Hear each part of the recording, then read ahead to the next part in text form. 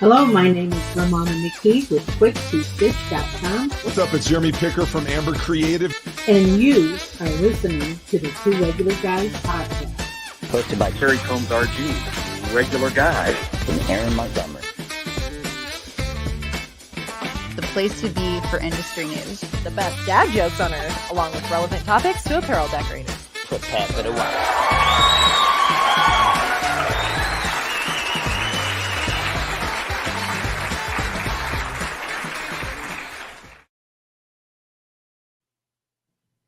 All right, welcome into the show. It is Friday, July 5th, 2024. I'm Terry Combs, and you can find me at terrycombs.com. And I'm Aaron Montgomery, and you can find me over at Our Success Group. And my mission is to inspire you to build a business that you love. And this week, Terry, we are going to be talking to Michelle Moxley, and she's joining the show to discuss AI in apparel embellishment. So like we talked about at the end of last week's show, right? We're going from one hot topic to the next, right into Exactly AI. right. And Michelle's been doing some cool stuff over at the Ink Kitchen with this topic. And so we wanted to get her on to talk a little bit more about this. And I'm excited to have this conversation with her, Terry. Yeah, I think it's going to be a lot of practical information for our listeners to use. So I'm looking forward to it as well. And make sure that you stay to the very end and get your helping of the secret sauce. Aaron is going to be stirring up a heaping helping of removing limiting beliefs. Looking forward to sharing that sauce with you guys here a little bit later today. But before we get into it, Terry, we do have some news here for you. We've got Cassie Green with the Apparelist sharing a little bit of news out there on the industry front there. Lots of things, everybody prepping for Printing United and then some other things happening out there. So, Terry, you ready for that? I'm ready to hear news from Cassie.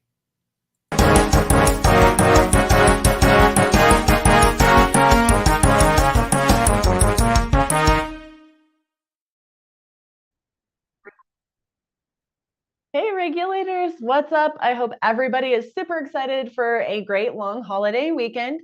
Of course, going into the weekend, it's good to stay updated on news headlines. Pretty quiet week in the apparel industry, but there are two really big headlines I want to share with you. Let's get into it. In case you missed the news, Delta Apparel filed for Chapter 11 bankruptcy. Delta Apparel has filed for Chapter 11 bankruptcy protection in the District of Delaware Court. The news was announced following several challenges the apparel supplier faced over the course of the last several months, including the closure of its DTG to go business, the departure of several key executives, the closure of other facilities, and more. Now, according to several news reports, the filing was dated for June 30th. The company reported between 200 and 299 creditors and debts and assets, each in the 100 million to 500 million range. Quote, as of June 1st, the company had 337.8 million in total assets and 244.5 million in liabilities, according to the bankruptcy filing. This is a quote from the Street News outlet. Delta Apparel's largest creditor is Park Mills, which it reportedly owes over 22 million to. Now, at the time of reporting and research and writing, the company has not shared its full bankruptcy plans. Keep in mind, Apparelist is following along, so make sure you're subscribed to our newsletter as well as our social accounts. Make sure you stay updated on those new headlines. Second headline I want to share with all of you today. Apparel Zone brings reimagined decorating education to Printing United Expo 2024. So built on the momentum of the past several years, this year's Apparel Zone, powered by Apparelist Live, is reimagined to take experiential learning and hands-on education to the next level at Printing United Expo 2024 in Las Vegas. This year, the Zone, powered by Apparelist Live, will build on previous years, highlighting 5 separate decorating technologies, and that's going to be contained in a designated show floor area. Those technologies will be screen printing, digital decorating, heat-applied graphics, sublimation, and embroidery. You'll get really great hands-on education and specific training in that zone. Also reimagined this year is the Future State Theater, which will now be part of the Apparelist Live experience. The Apparelist Live Theater will showcase educational presentations on topics designed to help decorators run their business successfully. Those topics are selected by myself, my team members, and a trusted advisory board. So don't worry, we'll make sure they're completely relevant to all of you. Attendees who visit the Apparel Zone, powered by Apparelist Live, will get to enjoy some of the fun of Old World Vegas as well, such as taking a perfect social media picture with a vintage car, learning about technologies while maybe enjoying a milkshake, and visiting areas reminiscent of old school barber shops and dive bars. So make sure you click on that link to learn more about just the level of elevated education this zone will offer this year. That's everything I have for you regulators today. I hope you really stay safe this week.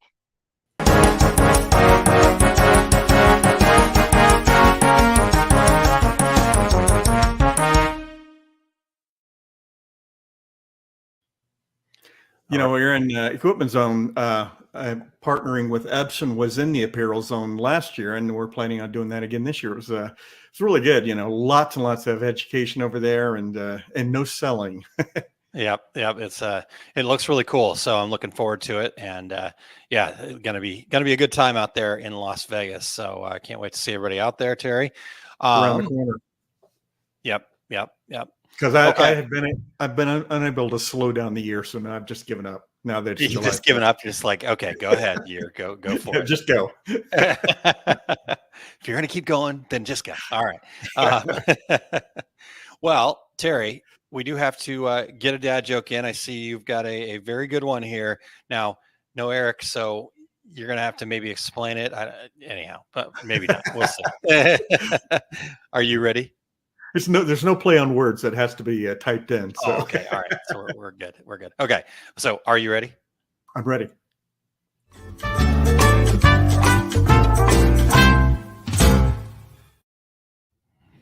You know, Aaron, I have a message for everyone who signed my seventh grade yearbook. Oh, yeah? Yeah, I did, in fact, stay cool. By the way, I also had a great summer. Thanks for putting that in my yearbook as well. Lots of great summers, apparently. Between the seventh grade now, yeah, I'd say yes. All right. Before we dive in, we want to thank everybody for checking out the Two Regular Guys podcast, and we still need your voices.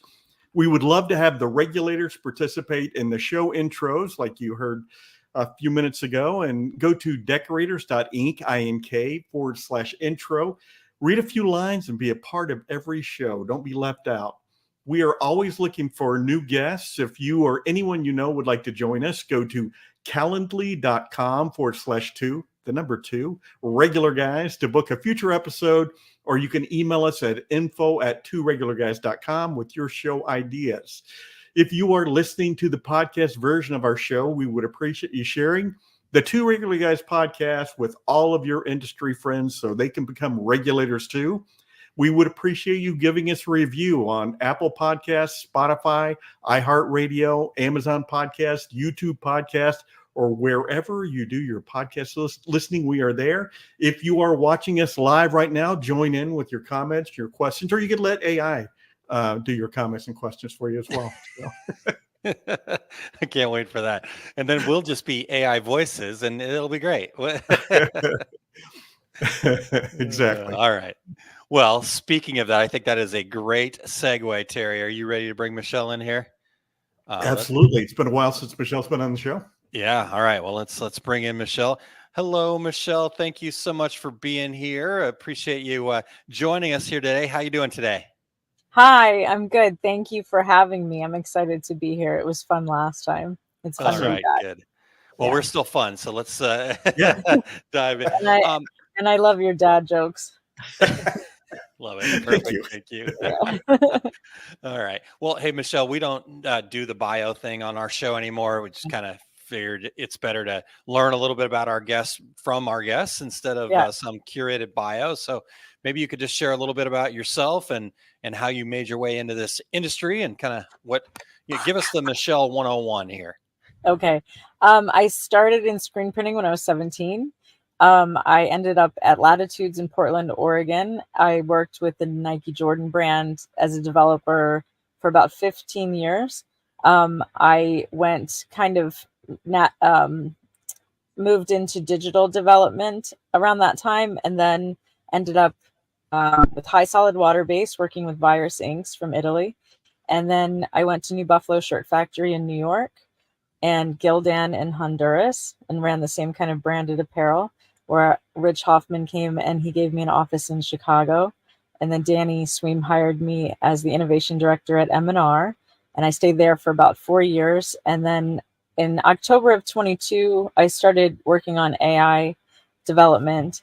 And then I became a consultant in May of 23, and we're building this Fahrenheit AI vlog about this AI development through the Ink Kitchen since October of 22. And that's what I've been doing since then. It's been really exciting. It's a fun space. I also work with people on hybrid development and expanding their print capability. And then any consulting that I do, I make sure to introduce people to AI space and see how they might integrate it, and so they learn about it. Nice. That's awesome. Wow. Yeah. It's been a fun ride. Yeah, sounds like it. It sounds like it. Yeah. And a couple of long distance moves in there.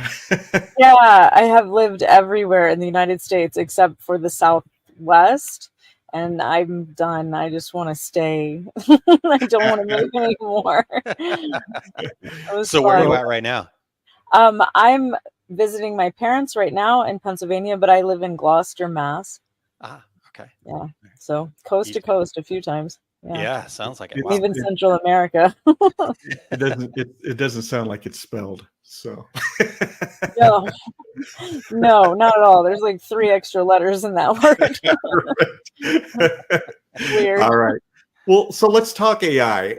How are you personally using AI in your business? So I am doing the vlog through the Ink Kitchen. It's called Fahrenheit AI, and we officially started it in May of last year, but I had started doing the development testing in October of 2022. It's about 12 to 15 minutes long. It's every other week, and it's just this exploration, learning the space, learning the tech, learning how we can integrate it into our industry, experimenting. There's so much AI that got thrust on us all at the same time, and some of it has improved, some of it has fallen to the wayside. I try to explore as much as I can, and I also try to pick things that I think are relevant and spend a lot of time in those particular spaces. So you kind of get this overarching view, and then you get this really deep dive. And then we also, the Fahrenheit part of it is the good, the bad, and the ugly. It's not just, hey, you should use AI and this is a great thing. It's also, AI is really scary and this is why. So I do that, and then through that process, I've learned about things like AI agents, and I've been building those. I work with companies to talk about how they can implement those and build customizations for their own companies. I use AI to do social media posts, because social media posting is laborsome and it takes time and it's involved. So I've built AI agents that can do that for me and kind of take the weight off. I use it to cut corners and make life easier. You know, I think this is, Aaron, correct me if I'm wrong, third or fourth show, or at least part of a show on AI this year. Prior to 2024, never had we done an AI show. So it's certainly the forefront of people's minds. Yeah, it's spreading. Yeah, for sure.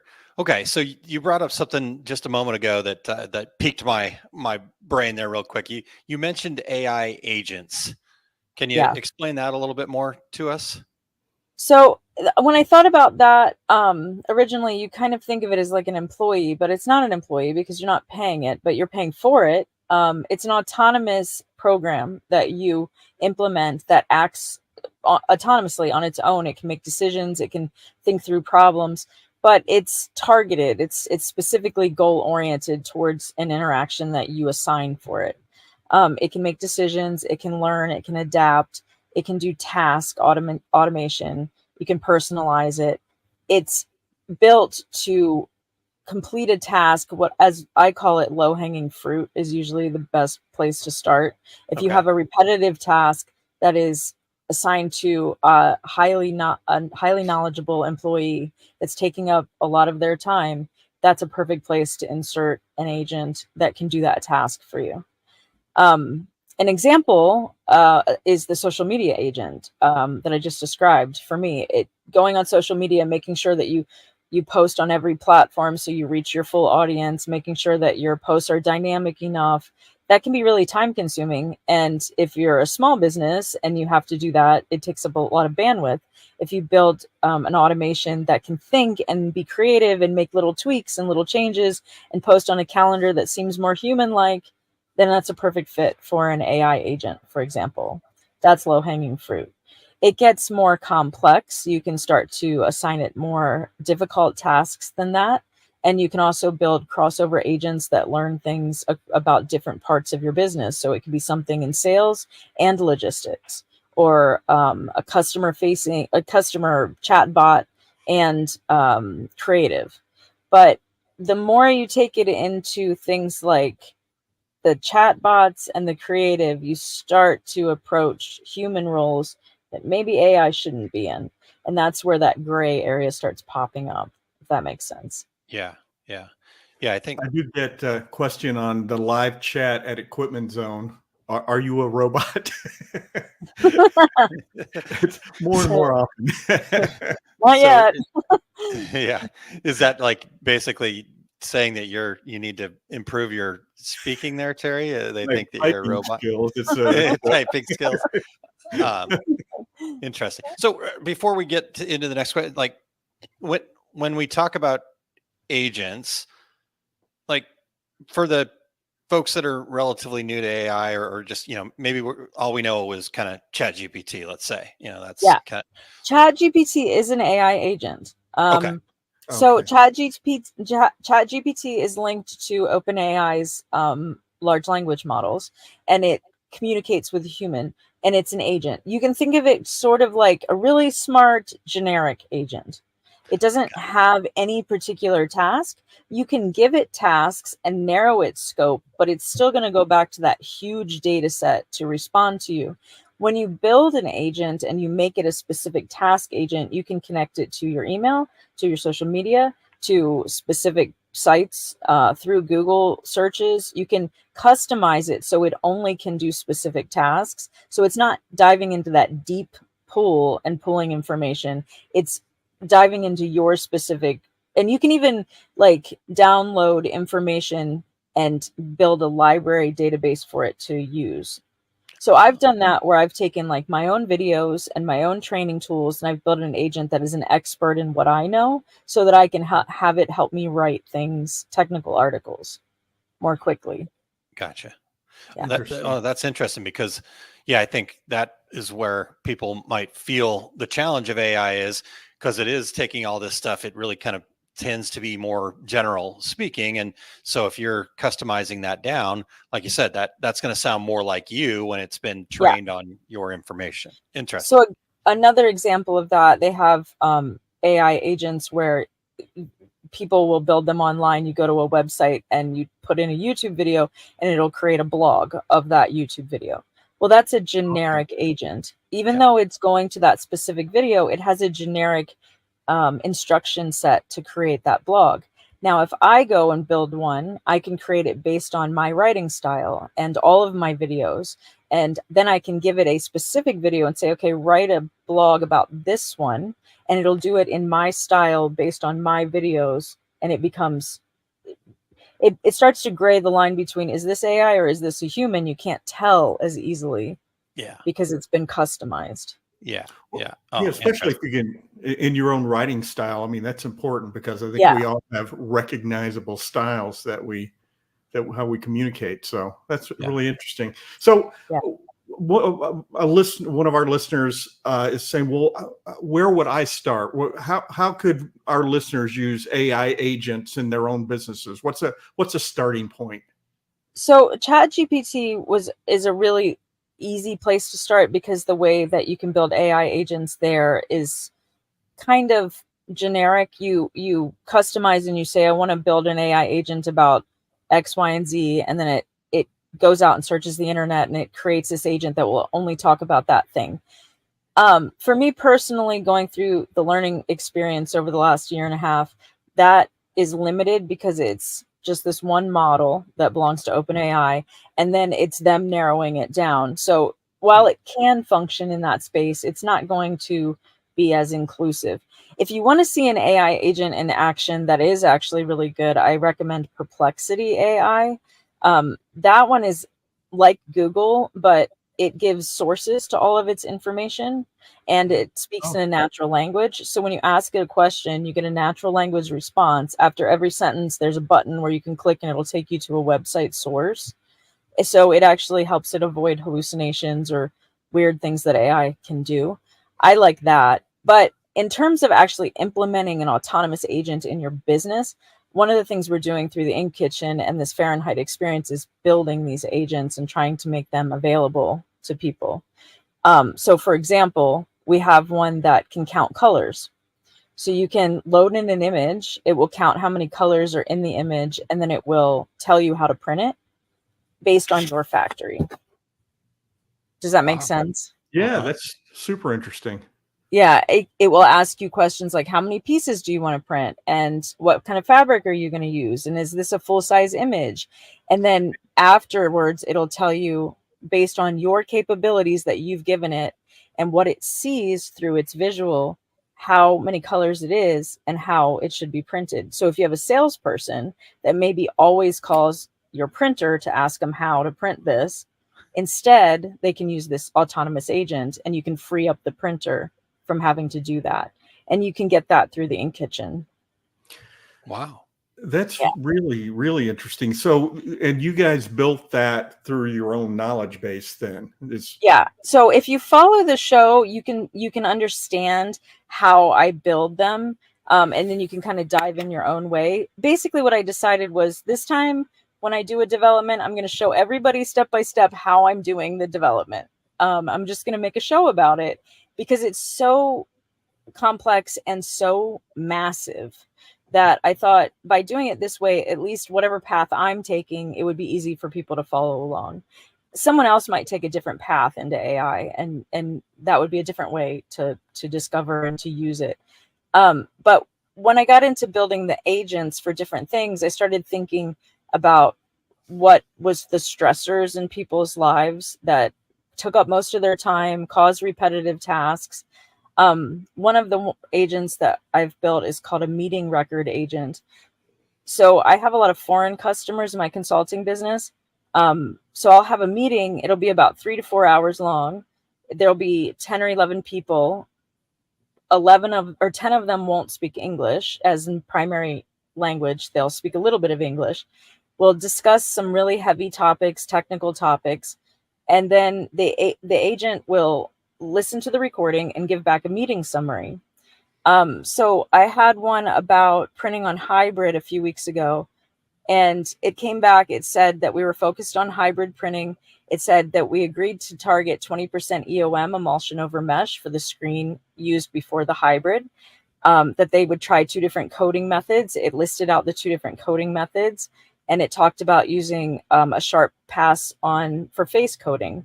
It also covered the Q&A section, like the questions they ask and the discussions that we had around them, because they weren't so black and white. It wasn't like yes is the answer. It was more of a discussion, and the agent was able to parse that and put it into like a paragraph.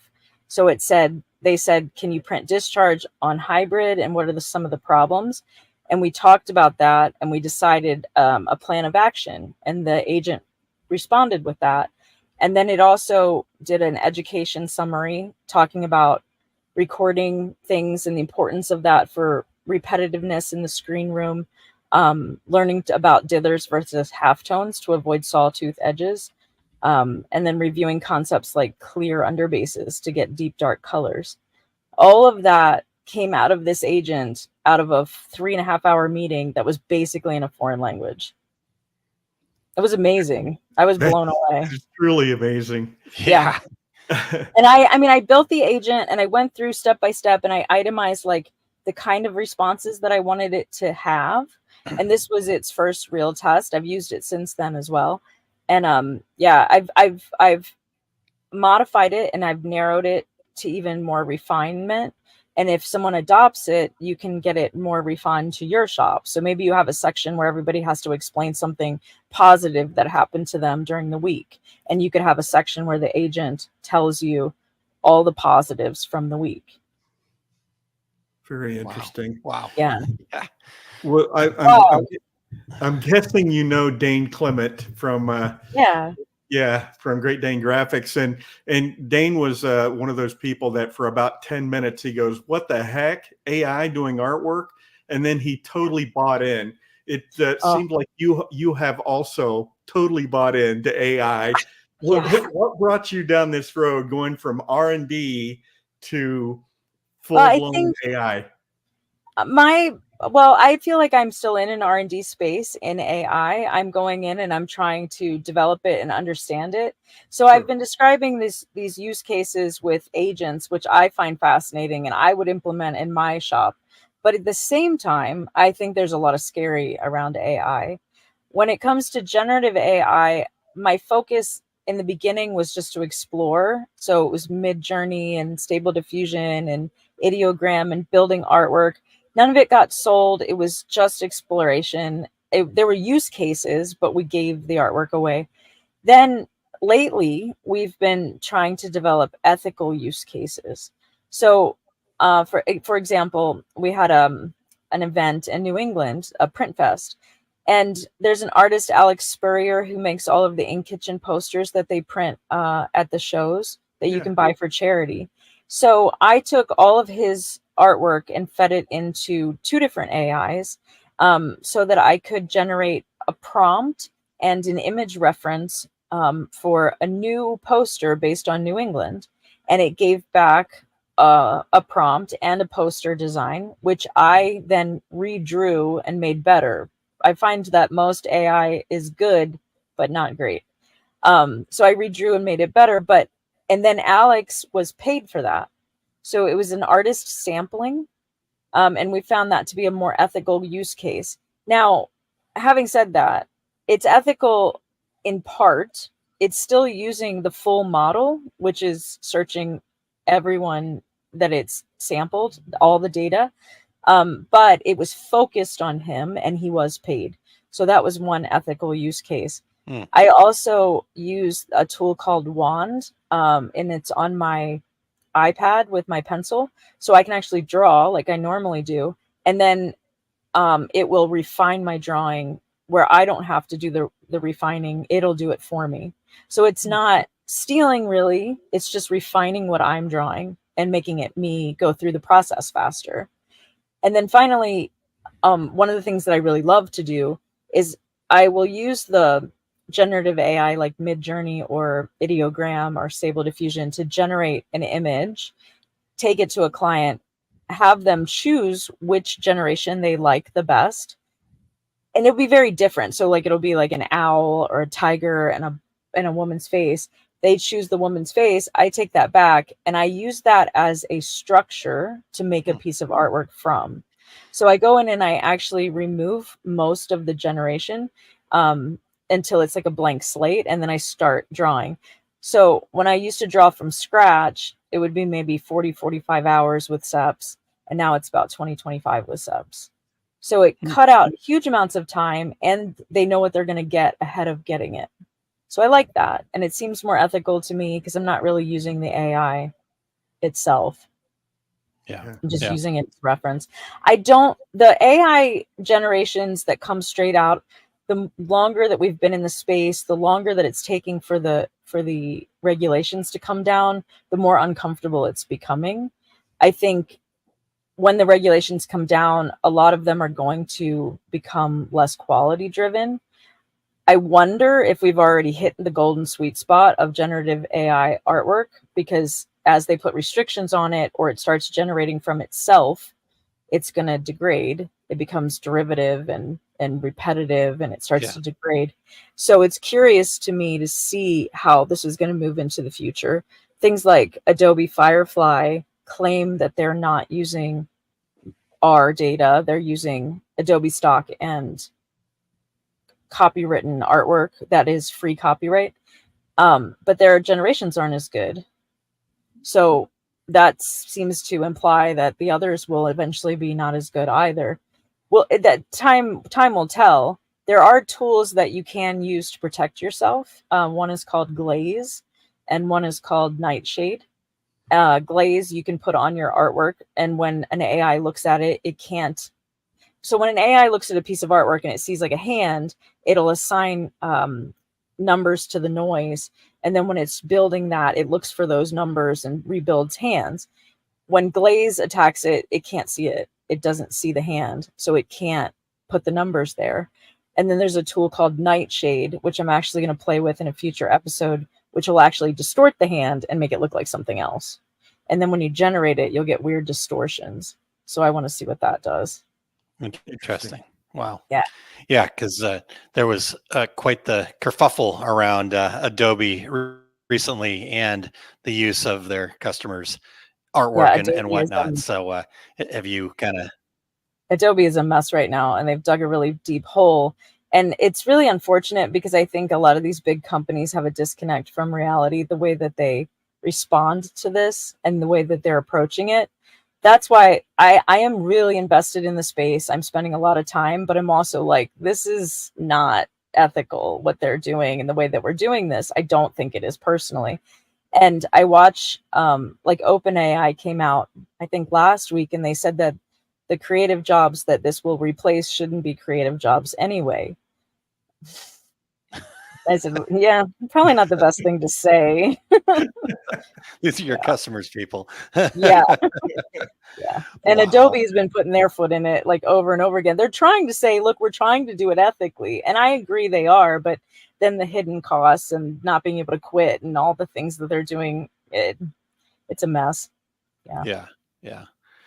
Yeah. We had a gentleman from Adobe on not terribly long ago, and he was talking about that, how they were, again, like you mentioned, trying to go from Adobe stock and whatnot. But I just, like you said, I can't see how they can be competitive in the space if everybody else is just stealing everything else. Yeah, they're not, right? I mean, they are to a degree. The one thing that came out recently with them, they had some black and white photographs. They don't steal from Ansel Adams, but the prompting put his name as a description for the black and white photographs because the prompting saw something that looked like Ansel Adams, which was a visual AI, not the generative AI. And they got in trouble for that. And the Ansel Adams estate came down on them. And it was like, yeah, you guys are trying, but you're not trying everywhere. You got to get more control on this. Yeah. Got it. It's a mess. All right. So I guess to kind of wrap up this part of the segment about this generative artwork thing, what are your recommendations for the everyday print shop out there when it comes to this artwork creation thing?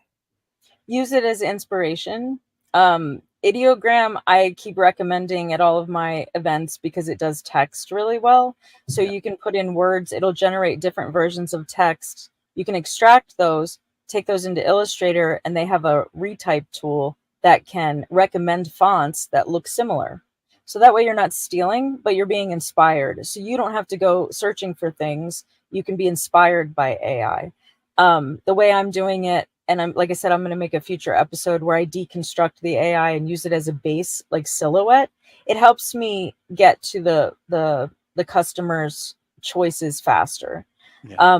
And then the drawing AIs that refine some of your drawings quicker, I'm going to do a deep dive into what their data models are built against. But I think that those are more ethically sound because it's my drawing. It's just refining some of the line work more quickly, so I don't have to do it. Start in ethical spaces, look for ethical spaces, and read your privacy. Read the privacy guidelines in depth. It's boring, and normally you just say okay, and you get to the next page. But you're in an AI space. This is all new. You need to read that. I have a privacy episode coming out soon on Fahrenheit where we did a deep dive. It talks about Adobe a lot. It talks about things like Flickr. I think it was Flickr who sold a bunch of images, and IBM used them to do facial recognition training. The people that uploaded those to Flickr originally probably had no idea that that was going to happen because it was a decade later. So you just have to be aware of what you're putting out there in the world because the way the internet is changing so fast and the way things are going to be unbelievable, like you can't believe anything, just be careful. Yeah. That's what I recommend in generative AI space. Use it as inspiration and be careful. Love it. Love it. Great, great suggestions. Thank you for that, Michelle. Well, you've talked about several different things. When we talk about AI on here, it's almost always been about artwork, but you mentioned several different things. What's the future? Where is AI headed for apparel decorating? I definitely see that AI agents are going to continue to rise, and it's going to be more integrated into your workflows and your systems and your shops, as it should be. It'll take that heavier weight off of those key employees if you design that right into your workflow. You can use it for quality control. There's a lot of equipment coming out of different parts of the world that are using AI and visual systems for quality control, especially in like knitting and fabrics, because it can see flaws in the fabrics and it's more efficient than a human as it's scanning to come out. It's not to say that it's displacement exactly, because there's usually still a human QC, but it's an added QC to help improve quality, which should affect all of us. The displacement aspect of it, I have seen some robotics that can do t-shirt sewing faster than human sewing lines and could replace human sewing lines. That's concerning. So that's something to keep an eye on and be really aware of if you make decisions like that for your workflow, that you're making ethical decisions is my advice. It can also really help with sustainability, logistics, and how things get shipped around the world, how you implement things, how you handle inventory, helping your minimums be more efficient. All of that is really positive if you can really reduce waste and reduce consumption to make what you need versus making extra. That is a positive use case. These are things that I try to focus on and say, like, this would be the best case scenario. Creative collaboration, if you're going to get into generative AI space, it's always fun to play around with them with customers and get ideas and be inspired. Supply chain optimization. Be careful with customer service chatbots. You can implement them. They have more natural language. They can be helpful. They can also hallucinate. And that means that they can tell you things that aren't true and create ideas that maybe a customer would believe and depend on, and it end up just being something it made up. So be careful in that space. Yeah. I think I was on a manufacturing company here in the U.S. in our industry, and they clearly were using this for their live chat, and the response I got was just, I'm like, I don't even know what you're talking about. There, that had nothing to do with the question I just asked. So, but you know what I did? I logged off. Yeah, yeah. The way I look at it, sometimes, like when I call into something that has a lot of automations, it's not AI, but it's just automations trying to get through to a human, and it's like hanging up on you. And I'm like, please bring AI on board. Like, I don't want to do this. But then on the other side of it, you get into a chat with an AI and it doesn't know what it's talking about. And it's just, and you wonder, well, yeah, I'm aware enough to know that this thing is screwing up. But there are people that probably aren't, that are probably believing whatever it's telling them or doing. That's where it's easier to scam with AI. So you have to be careful of that. I just think if you're going to implement it in your workflows, implement it in a way like the color count agent that I built. You could give that to a customer, but instead of that, give it to a salesperson. Yeah. And then let the salesperson communicate with the customer, because the salesperson can see when it's wrong, and the salesperson can interpret it and say, I don't need to tell them that part of what it said. And it's safer that way. Yeah.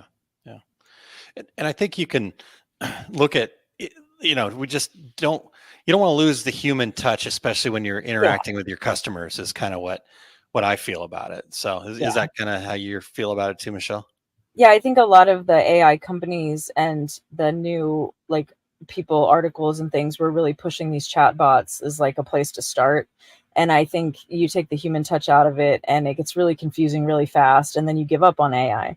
I don't think that's really the best place to start. Maybe down the road when it's smarter and it kind of knows you, But in the beginning, no, it seems like another headache. Yeah, definitely. Okay. Well, you mentioned that, program called Fahrenheit, and that was, so good, bad, and ugly. Yes. And you've shared some things to be aware of, maybe to avoid, but what are some other downsides we might want to be aware of as we barrel down this AI highway here? So the biggest places to start are privacy, your own privacy, your company privacy. AI can help you create stronger IT protections, but at the same time, it can also do the opposite. So you have to learn about encryption, learn about data encryption. If you're going to feed your own personal data into it to create these custom agents, how you can make and mask that data so it doesn't become a training tool for everybody else that's in our industry or outside of our industry. Hallucinations is another big thing to kind of keep aware of and realize that these things are not always going to be perfect. I do think that the Perplexity, as I gave it an example of, is a really good tool, because you can see where it's getting its information. It's not going to, it may hallucinate, but it's not going to be something that you can't figure out that it's hallucinating. So privacy, ethics is huge. Ethics is confusing because there's so many different perspectives on ethics. And some people can say, well, that's ethical, and someone else can say that's not ethical. Yeah. And that's where the laws really need to come in and the regulations. So I've been attending a lot of international conferences to try and understand where they are with ethics. The EU is way ahead of the United States. The challenge for the United States, I think, is that they want to be on the forefront. So they're kind of slow to implement as much regulation. If you implement regulation, you kind of stop things from progressing, but ethics is just something you should be aware of and kind of set targets for your company when you make choices. So if you tell your art department, you can use generative AI, that's a really generic statement. If you tell your art department, you can use generative AI as inspiration, but don't use any of the downloaded images on things that we sell until we know whether or not that's legally safe, that's a lot more specific. Be specific. Try to understand what you're talking about when you just kind of let this go on people. Or if somebody is actually experimenting, are they taking your personal data and uploading it? Make sure that you know what's going on with these models, because like ChatGPT, you can build an AI agent, you can specialize it by uploading documents, and then it knows, but I don't know what happens to that information once it's in ChatGPT, if it gets shared or if it has access outside of that space, or if you're teaching it. So you have to be careful. And then the other thing is AI is sort of a black box in some ways that it works, where even the inventors don't understand totally what it's doing.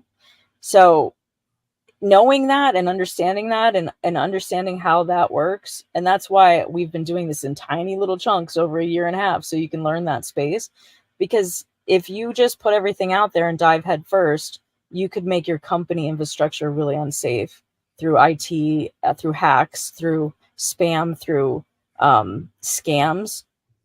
If you understand that space, then you can put in protections, things like encryption, things that tell your employees, you can do this, but don't do this on your work computer. If you bring this in here and want to show it to us before you do it, however you want to handle it, just be specific. Don't be generic, is my advice. That's really good advice. Thank you. Well, I know that our listeners are going to want to be able to reach out to all these places. And how can our listeners find you?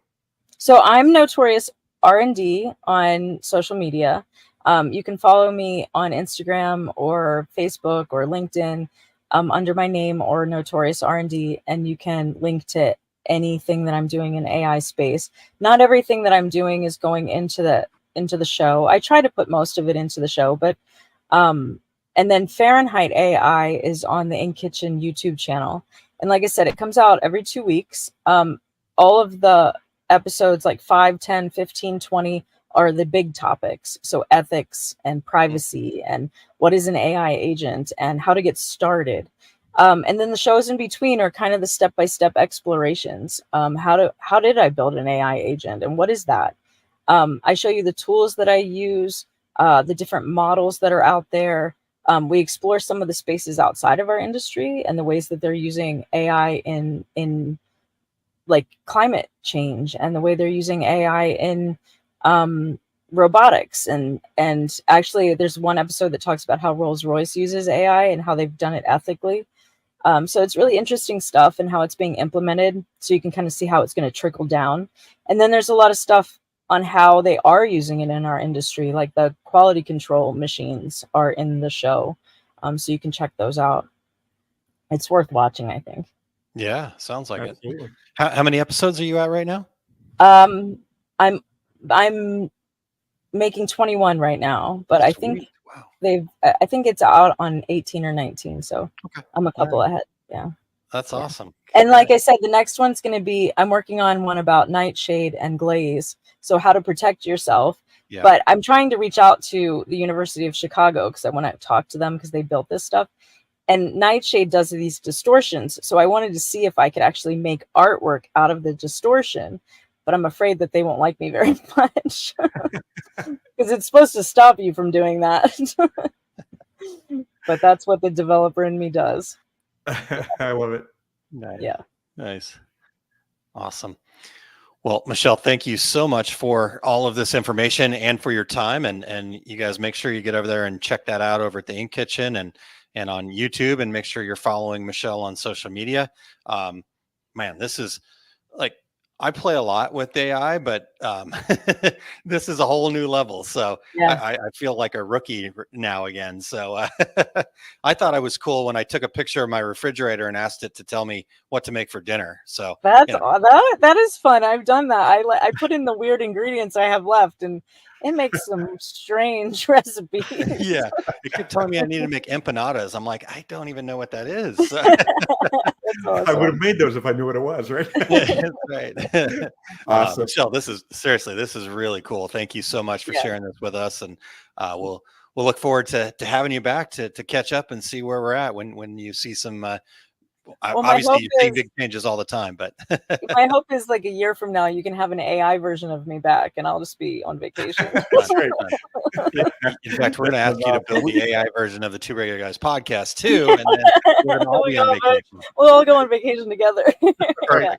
Yeah. Right. Well, we definitely want to have you on sooner than the span of the last time you're on, because I think that there's going to be lots more to talk about sooner rather than later. So. Okay, cool. Thanks so much, you guys. It was fun. Thanks. Talk to you soon. Bye-bye. Wow. Terry, that was awesome information. Yeah, I am blown away. I mean, yeah, like I said, I play around with AI some. I wouldn't consider myself an expert. I've shared a little bits and pieces that I know in different places, but that is next level stuff. So, Michelle, good on you for sharing that with everybody. That's really helpful for our space, and I'm excited for our listeners to really kind of dig into these things and go check out her program over there at Ink Kitchen on their YouTube channel and whatnot, and get those details. I think there's not details that we couldn't cover in this time frame here, Terry. So yeah, absolutely. Good stuff. Okay. All right. Well, what do you have coming up, Aaron?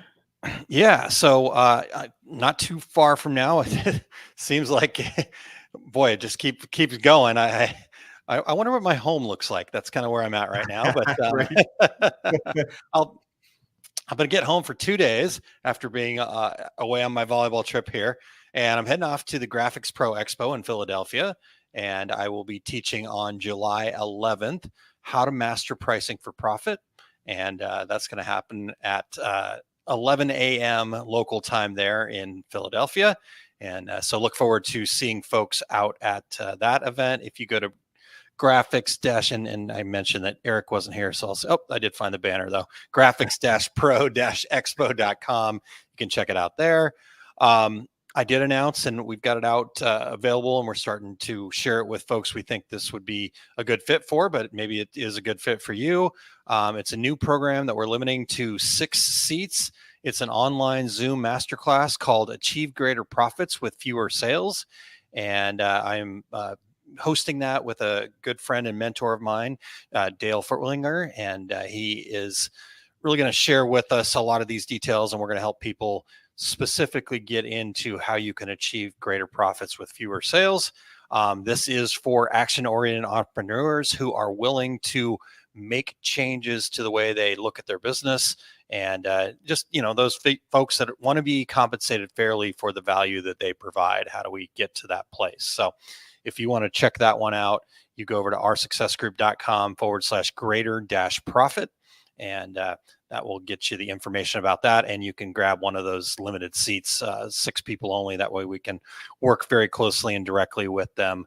September 5th is when that is happening, by the way.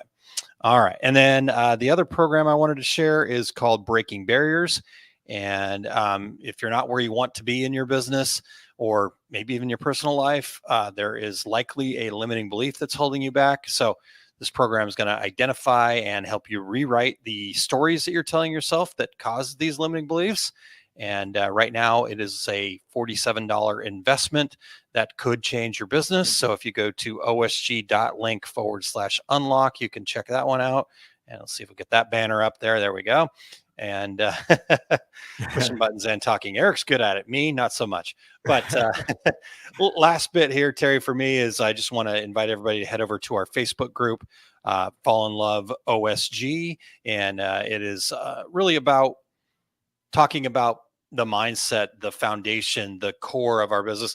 Yes, we get into the nuts and bolts. Hey, I need to find this blank or this, that, the other thing, but we tend to kind of avoid the surface level stuff, like do you like pepperoni or pineapple on your pizza kind of thing. It's like, let's focus on our business, and just really great uplifting conversations, lots of great perspectives and questions over there. So if you'll go to facebook.com/groups Fall in Love OSG, that will help you get a little bit deeper into your business there.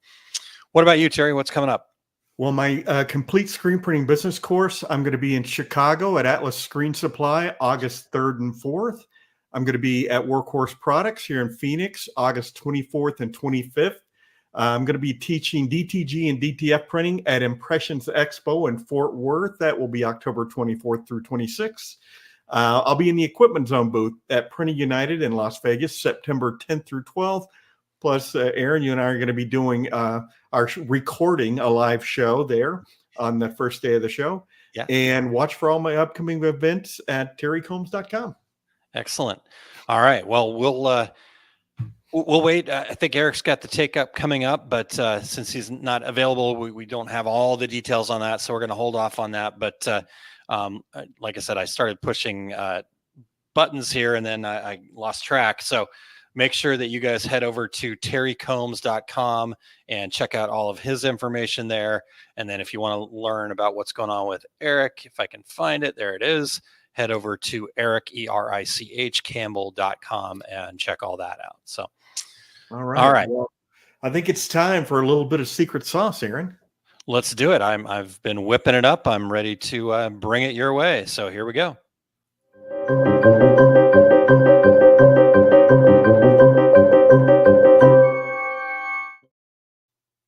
All right. Well, hello, everybody. I'm Aaron Montgomery, and today I am here to cook up a special secret sauce that's all about removing those limiting beliefs. We often find ourselves surrounded by chaos, which is actually usually a product of prolonged stress, emotional, physical, mental stresses. But did you know that chaos is often rooted in limiting beliefs? So I want to unpack this concept and discover how we can tame the chaos and transform your life and your business all in one foul swoop here with this delicious secret sauce. So as entrepreneurs, we do face some unique stressors. We have financial pressures, not only personally, but, our business, our employees, et cetera, et cetera. So we also have unpredictable work hours, as Terry always says, and I borrow from him. As an entrepreneur, we've given ourselves the right to work every hour of every day. We have the blurred lines between our personal and professional lives. And from childhood, society prepares us for a different kind of structure. Our structured life, we're working 9 to 5, you're kind of building somebody else's dream. You've got a clear separation between work and personal life. You get your paycheck every 2 weeks. And as business owners, though, our lives don't fit into those neat little siloed boxes. So we need to recognize the signs of a limiting belief, and that becomes crucial to our long-term success. Those signs can show up in different ways. They can manifest as, chronic fatigue, right? Are you tired all the time? Do you have a hard time sleeping? Are you maybe a little more forgetful than you normally are? Irritability. If I ever get irritable, that it's probably dealing with some limiting belief there. And it can even show up as physical symptoms like headaches or frequent illnesses. And so really kind of understanding these signs. And here's the key: without judgment of the sign, meaning I don't want to get upset with myself because the stress is causing me chronic fatigue or not able to sleep, and I get more frustrated, right? That just builds on top of it. So we have to recognize the signs without judgment, and that's our first step towards change. But once I started recognizing those signs and I was able to accept them as opportunities for change, I realized that I was looking at the wrong solutions. I was trying to find or spend all of my time focusing in on the external, this exterior problem that I'm dealing with. But the reality is what we've got to work on, and the cause here is an internal struggle. So it's not those external stressors, right? The money, the upset customer, the whatever. It's not your family pressures. None of those things, those are results or symptoms of the core issue. The core issue is a limiting belief that truly controls our reactions and that feeling of chaos. Now, here's the if there's good news in a limiting belief, there's only 3 evil twins that really cause these. And these are the evil twins that we've got to cook out of our sauce here. So that the first evil twin that we've got to take care of is fear, right? It's that fear of failure, that fear of uncertainty. That fear, though, can then lead us to work harder, overwork, or have avoidance type behaviors. So we got to get rid of that fear. The next cause of limiting beliefs is shame, right? It might come from past disappointments. You didn't do what you said you were going to do. Today's the day I'm going to go to the gym, and you don't, right? And so we kind of start building up that shame over a period of time. And that can lead us to withdrawal. That can lead us to have imposter syndrome and other limiting beliefs of the story that we begin to tell ourselves about who we are. And the third evil twin we've got to get rid of is regret. This whole notion of living in the past, ruminating on what could have been, right? Here's the deal. You can't change any of that. Doesn't matter how hard you ruminate on it, how much you complain about it, how much regret you hold on to. You'll never change it from that point, and it paralyzes us from moving forward.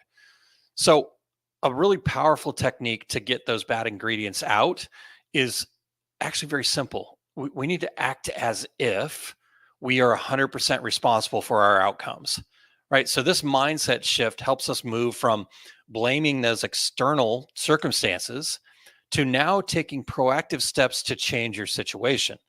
It's really about empowering yourself to make intentional choices and learn from the outcomes without assigning blame and getting more of that fear, shame, and regret. So as you take 100% responsibility, the secret ingredient is then believing in yourself, right? It's a choice. By choosing to focus on solutions and maintaining a positive belief in your capacities and your capabilities, you're then setting the stage for personal and professional success. So at our success group, we understand how powerful limiting beliefs can be and how they hold us back from the success that we desire. So whether you want to call it self-esteem, self-confidence, self-assurance, ultimately it's about a belief that you have what it takes, right? And so believing in yourself is a choice. And that's the great news, is we can make that choice to say, I believe in myself, and I can even change my attitude very quickly. And that attitude will develop and become more of a natural habit over time. So ultimately, what I'm asking you to do is assume in favor of yourself, act as if it's possible, and then realize that then once you act as if it's possible, you will do whatever is necessary to make it happen. So Our limiting beliefs often seem like they're keeping us safe, but really they're just stopping us, right? Deep down, we know that we are here, we are put on this earth to shine and play big. So when we embrace the signs of a limiting belief as opportunities, and then we choose to believe in ourselves, we take control of our stories, the things that we're telling ourselves we can or cannot do, and we open up the doors to success. So now it's your turn to go out there, cook your own sauce, embrace our challenges, rewrite our stories, and achieve the success that we desire. And that's my secret sauce for today.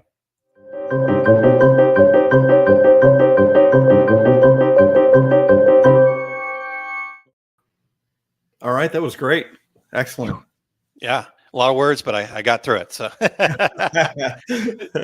it's just such a powerful realization when we can let go of those limiting beliefs. I don't care what you're doing, right? Like you're a business owner, not a business owner, personal life.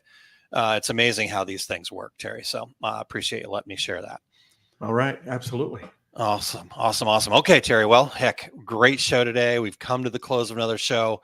Wonderful information from Michelle. Make sure that you guys are following Michelle Moxley over there at Notorious R&D on all the social media channels. And we just want to thank her for all of her awesome information on AI. I'm going to go watch those videos and start learning more, so I'm not the rookie anymore here. Eric Campbell isn't with us today, but he will be back next week. So, Eric, we appreciate everything you do for us. Yep, definitely. Thank you, Eric. A lot of folks are off work today for here in the States, a long 4th of July weekend. So everybody enjoy your weekend. And until then, I'm Terry Combs. He's Aaron Montgomery. And that was the Two Regular Guys. Here we go. We're out. Awesome. Thank you for listening to Two Regular Guys. Check out our website at tworegularguys.com. That's the number 2, regularguys.com. You can also interact with us over at our Facebook page, facebook.com/tworegularguys, or send us a tweet, twitter.com/tworegularguys. And we have a YouTube page. You can find all that from our website, tworegularguys.com. Thanks for tuning in, and we look forward to spending some time with you again next week.